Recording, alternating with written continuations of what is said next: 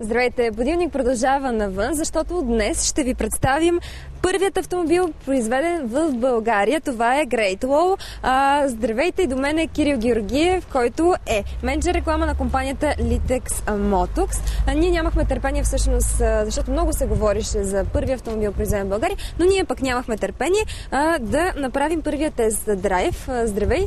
Здравейте! Всъщност, нека да го представим. Какъв е този автомобил? Това е Volex.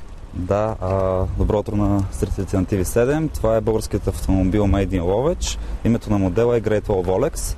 Автомобил е с богато ниво на оборудване, но ако искате за това мога да разкажа при обиколката в самия автомобил. Да. Ще направим наистина един тест драйв. Всъщност, кога ще излязат на пазара тези автомобили? Защото това е само пробно производство. Точно така. Значи в момента от този модел в завода край Ловеч се произвежда пробна серия, която ще продължи до края на годината, а от началото на следващата година вече ще започне самото производство за пазара в страната и чужбина.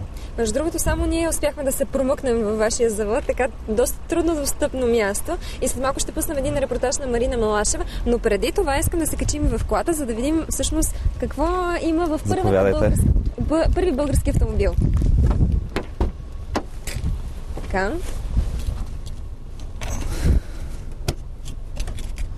Направо ми разкажи.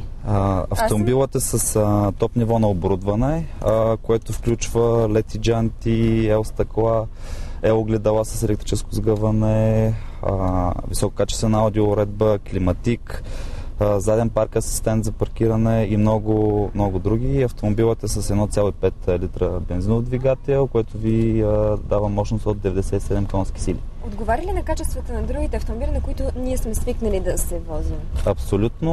Моделът отговаря на всички изисквания на Европейската общност за сигурност, нива на емисии, екология, безопасност, абсолютно всичко, което е според европейското законодателство. А къде ще го предлагат? Освен в България, предполагам, че като ние сме националисти все пак, вероятно всички се радваме, че за първи път тук има автомобил, който е произведен в България, но къде другаде ще я предлагат? Автомобилите, които ще се произвеждат в завода край Ловеч, ще бъдат предназначени както за пазара в страната, така и за пазарите в цяла Европа и Европейската общност. На европейския пазар, точно така. Пазар. Добре, предлагам сега направо да натиснем гъста, да направим едно кръгче. Така че се върнем след малко тук, но вие ще ни заснемете, а през това време ще си говорим. С каква мощност е? 97 конски сили автомобила, като има възможност и да се монтира фабрична газова уредба, която ви намалява разходите за гориво с над 70%. А какви са предизвикателствата пред производството и то именно в България? Предизвикателствата сами по себе си са изключително много, тъй като това е един голям проект. По принцип страната не има история в автомобилостроенето, но до момента такъв мащабен проект като в един от най-съвременните заводи в Европа, какъвто ще бъде този в Ловеч, не е правена до сега в България. Така че от тази гледна точка самото производство, използване на най-съвременни управленски менеджмент системи за производство на автомобили е изключително голямо предизвикателство за нас, но ние вярваме, че с квалификацията на служителите в нашия завод ние ще предложим на потребителите топ качество на нашата продукция. Вие казахте, че ние имаме опит, нали? Българите и преди това сме произвеждали автомобили, но това е било отдавна. В момента има ли такива специалисти в България, които се занимават с автомобилостроене? В момента вече да. Нашите специалисти и служителите в завода преминаха така доста голяма гама от обучения, специализирани обучения в тази насока, включително обучение в чужбина. Също така екипа, който ръководи завода, има менеджери, които имат така доста голям, богат опит в световното автомобилостроене. Така че вярваме, че с всичко това и да не забравяме, разбира се, амбициозността и хъса на младите хора, ние ще така стартираме успешно с производство. Колко души са ангажирани? В момента над 120 души, като средната възраст на инженерите в завода е 25 години, а на операторите по поточната линия е 19 години. Така че виждате, че компанията инвестира в млади кадри, което наистина само по себе си е нещо голямо. Добре, сега аз предлагам да пуснем обещаното още в самото начало видео от завода, всъщност където се произвеждат тези автомобили, и след това от сега обещавам, че ще отворим предния капак и ще видим какво има в багажника. Добре. Сега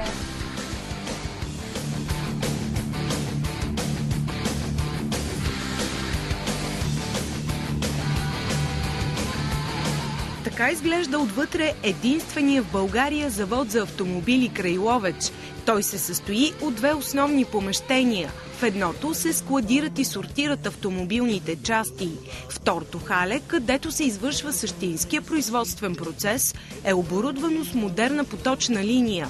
От двете страни на поточната линия са разположени и различните части, които ще се влагат в автомобилите. Колите преминават през няколко станции за производство и за контрол на качеството.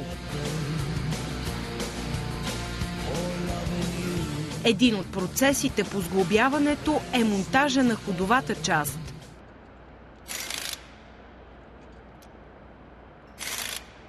На една от станциите се монтират частите по двигателя.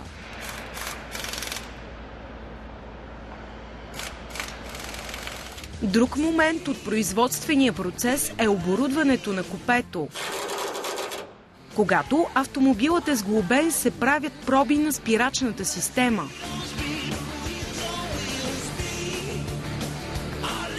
Готовата кола преминава и през воден тест. При него тя се облива с вода, за да се установи дали автомобилът е добре оплътнен. До завода има и писта с няколко вида настилки. Ако автомобила успешно премине и този тест, получава сертификат за качество. В завода са сглобени вече 12 коли. Те обаче са пробно производство и не са предназначени за пазара. Официалното производство на автомобилите започва през февруари. И сега ще изпълним желанието на всички любопитни, които искат да видят какво има под капака на първи автомобил, произведен в България. Ето, отворили сме го. Господин Георгиев, това стандартен двигател ли е? Това е бензинов двигател, както казах, 1,5 литра, което е 97 конски сили, доста мощен двигател за автомобил от малкия сегмент B, какъвто е Great Wall Volex. А сега да видим пък какво може да се побере в багажника, така да отиваме отзад. И тук какво намираме? Раници на TV7.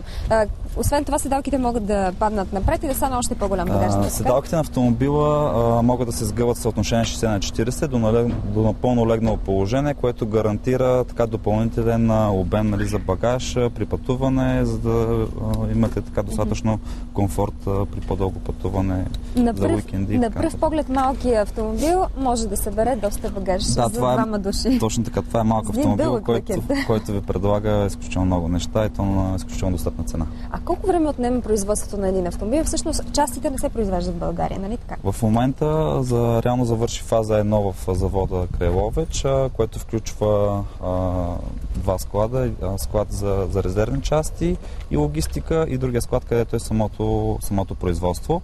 В момента за 5 минути може да излиза един нов автомобил от нашите поточни линии. Как така за 5 минути? За 5 минути, точно така.